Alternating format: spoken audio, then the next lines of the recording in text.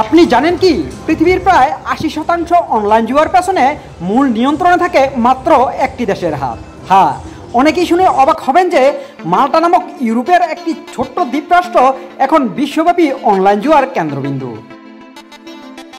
মাল্টা ২০০৪ সালে ইউরোপীয় ইউনিয়নের যোগদানের পরপরই তারা মাল্টা গেমিং অথরিটি MGA নামক একটি স্বতন্ত্র প্রতিষ্ঠান গঠন করেন, যার মূল উদ্দেশ্য ছিল বৈধভাবে অনলাইন জুয়ার নিয়ন্ত্রণ ও লাইসেন্স প্রদান। বর্তমানে বিশ্বের সবচেয়ে বড় বড় অনলাইন ক্যাসিনো, স্পোর্টস ব্যাটিং এবং লটারি প্ল্যাটফর্মগুলো MGA থেকে লাইসেন্স নিয়ে পরিচালিত হচ্ছে, যার মধ্যে রয়েছে বিটওয়ে, বিট365, 1xBet-এর মতো আরও শত শত ওয়েবসাইট। কিন্তু মাল্টা শুধু একাই নয়, কুরাসাও, জিব্রাল্টার, ইসলে অফ ম্যান, যুক্তরাজ্য এবং কানাডার কিছু অংশ অনলাইন জুয়ার লাইসেন্স প্রদান করে থাকে। তবে তাদের মধ্যে সবচেয়ে নমনীয় শর্ত ও কর সুবিধার কারণেই মাল্টা সবচেয়ে বেশি জনপ্রিয়।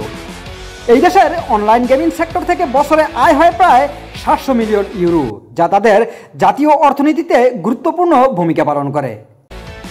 বিভিন্ন দেশ অনলাইন জুয়াকে নিষিদ্ধ করলেও মাল্টা এবং অন্যান্য কিছু দেশ এটিকে বৈধভাবে লাইসেন্স প্রদানের মাধ্যমে বৈশ্বিকভাবে ছড়িয়ে দিয়েছে। এতে একদিকে যেমন রাজস্ব বাড়ছে, অন্যদিকে জুয়া আসক্তি, আর্থিক প্রতারণা এবং মানসিক রোগের ঝুঁকিও বাড়ছে। তবে সবচেয়ে আশ্চর্যজনক বিষয় হলো বিশ্বের অনেক মুসলিম দেশও এসব মাল্টা ভিত্তিক অনলাইন ক্যাসিনো ও জুয়ার অ্যাপ অবাধে ব্যবহার করছে, কারণ এগুলো VPN ও আন্তর্জাতিক পেমেন্ট গেটওয়ের মাধ্যমে সহজেই অ্যাক্সেসযোগ্য।